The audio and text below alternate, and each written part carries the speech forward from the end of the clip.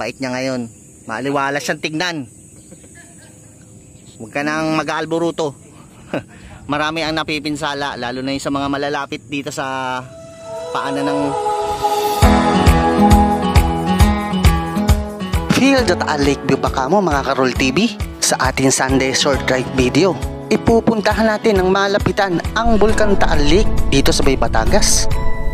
At titignan din natin kung kamusta na nga ba ang Bulkan Taal at ang mga bara-barangay na malapit dito sa paanan ng Bulkan Taal Lake. Kaya't halina't samahan nyo ko dito sa aking Sunday short drive video kung saan pupuntahan natin ang Bulkan Taal Lake dito sa may bayan ng Agoncillo.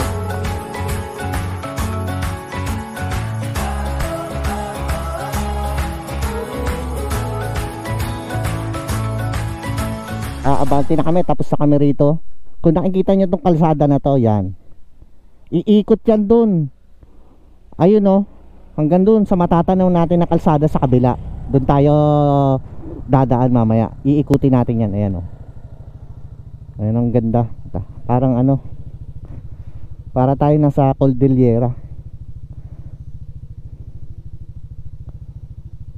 Tara, abante tayo.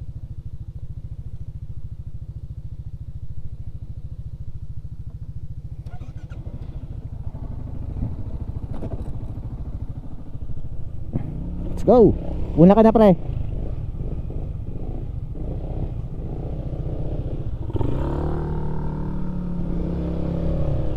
Wait lang. Wait lang.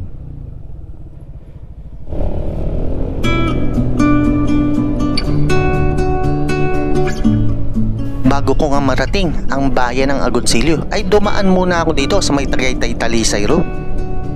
Isa itong alternate road kung ikaw ay bababa sa bayan ng Talisay. Dalawa ang alternate road na pwede mong daanan kung ikaw ay pupunta sa may Talisay. Makikita pa ang isang alternate road sa bandang gitna ng Calamba Tagaytay Road na ang tawag ay Sungay Road Talisay. Dito sa may Sungay Road ang pinakamabilis na paglalakbay kung ikaw ay pupunta sa may Talisay Road. Dahil sa mga ilang kilometro lang ay mararating mo na ang bayan ng Talisay. Dahil sa kakaunti lang ang madadaanan mong zigzag road, hindi katulad dito sa dinaanan ko sa may Tagaytay Talisay Road na di hamak na mas mahaba at ilang kilometro bago mo marating ang bayan ng Talisay. Ang tanong, bakit nga ba mas pinili kong dumaan dito sa may Tagaytay Talisay Road gayong mas mahaba ang kalsada papunta rito? Alam nyo kasi mga Karol TV, di hamak na mas maraming magandang tanawin pag dito ka dumaan sa may Tagaytay Talisay Road. At bilang isang riders kasi mga Karol TV, minsan naghahanap tayo ng medyo may trail na mga kalsadang dadaanan. Dito kasi ang mas maraming twisties road na madadaanan. Pero ingat lang sa pagdaan dito mga Karol TV ha, hindi biro ang mga kalsadang madadaanan nyo. Medyo makikipot ang mga kalsadang iikutan nyo rito. At isa pa sa napansin ko rito ha mga Karol TV, maraming maladaanan ng mga matutubig at malulumot ng mga kalsada. Minsan na rin kasi binansagan na killer road ang Tagaytay Talisay Road na ito dahil sa mga dami ng mga aksidente nangyayari dito. Ang galing dito oh. Mapapansin nyo na dinadaanan natin sa puro gilid, no, mga naka 90 degrees yung mga bato lupa dito sa gilid. Tapos ang tipot lang ng ano, ang tipot lang ng kurbada, tapos mga maraming curve.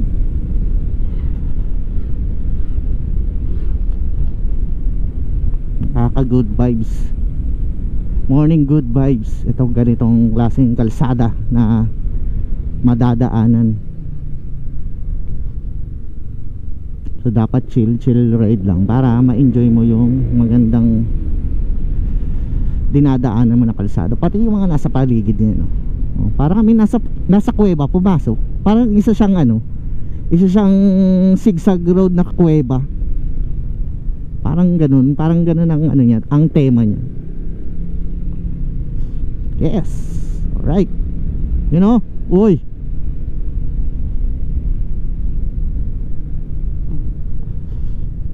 Wow, ang lapit niya.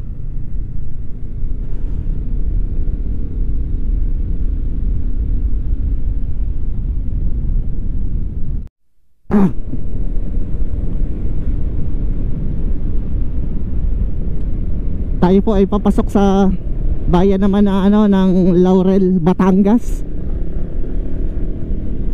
So sa part na to medyo natatanaw ko na yung ano, natatanaw ko na si Bulkan Taal. Yes, excited ako makita siya ng malapitan at ma-drone siya ng malapitan. Sana maganda ang maging drone shot natin dito sa Bulkan Taal.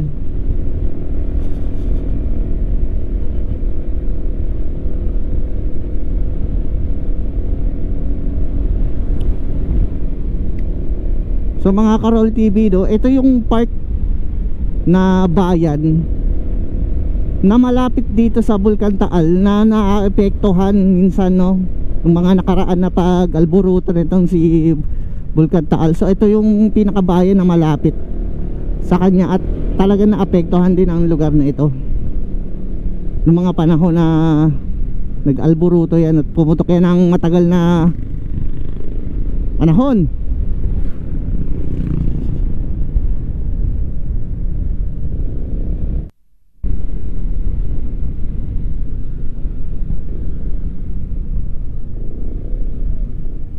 Diyan.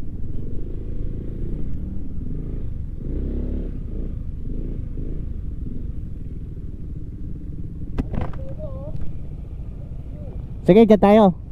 Dyan tayo.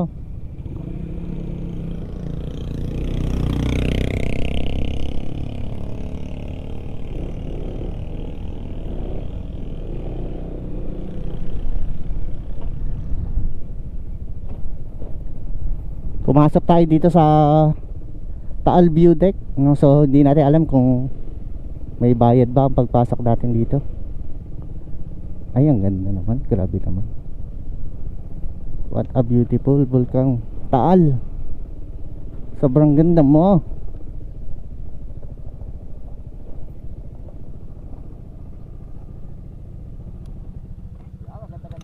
Oo, dito pre. Tsaka mababa. Tampisaw tayo. Sabay huli ng isda.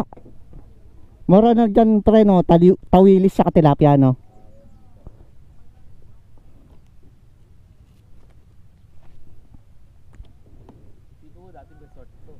Resort to oh. Alright, time check 9 AM pero parang ang tarik na ng araw. Parang nararamdaman mo na yung tanghali talaga. Nandito na kami sa ano, lalapitan na namin ng medyo malapit yung Bulkan Taal dito sa may bayan ng Agoncillo, dito sa Agoncillo Baywalk view. I'm not thinking about the way you keep my world from spinning. I'm just thinking about your eyes. Just don't know if I've been faking or pretending, but I know I never felt so damn alive. Bay Viewpoint na dito matatagpuan sa may bayan ng Agoncillo. Dito kasi yung pinaka the best spot o yung pinakamagandang view para mas makita ng malapitan ang Taal Lake at ang Bulkan Taal. At dito rin mula dito sa may taas sa Himpapawid ay mas makikita mo ang kagandahan ng bayan ng Agoncillo. Naani mo'y akala mo'y isang malapad na baybaying dagat na nakapaligid dito sa may Agoncillo.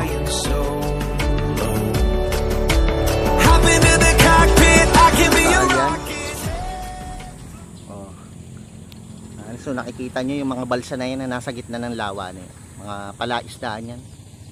Yan ang mga pangunahing kabuhayan ng mga lokal dito sa Agoncillo. Mula nga sa may itaas ay makikita mo ang mga bilang ng mga balsang nakalutang dito. Dito makikita ang napakalawak na kabuhayan ng mga taga-bayan ng Agoncillo. Ang mga pangunahin nga nilang mga hanap buhay dito ay pagpaparami ng mga isda katulad na lang ng mga tilapia, bangus at tawilis. Ang tawilis nga ang pinakamaraming harvest fishing na makikita rito na hanap buhay ng mga taga-Agoncillo. Yan ay isang uri ng maliit na isda na animoy kala mo isang sardinas. Ito yung mga uri ng mga isda na inahain sa mga restaurant katulad na lang dito sa may Tagaytay. Pinakamarami nga na harvest fishing ng tawilis dito sa buwan ng Agosto at ng Setyembre dahil sa tama lang ang hangin at lakas ng alon na meron dito. Agoncillo. So dyan sila naghahanap buhay. So maganda sana tumawid tayo doon sa may mismong Bulkan Taal. Kaso mukhang bawal pa ata. Ayon sa napagtanungan ko rito, no, sa taga rito. So hanggang dito lang tayo muna. Yes. Medyo mas malapit na rin, di ba? So dati nakikita ko lang to doon sa Tagaytay, sa mula sa taas. Nakikita ko lang ang Bulkan Taal. So ngayon medyo nalapitan natin siya ng Hello, where you at, where you been? Tell me everything about you. Go slow, so I can write it down and become the perfect man for you. What you like, what you don't, you should never be flying solo. Hop into the cockpit, I can be your rocket. Take flight. So what if you been sitting there and thinking all this time?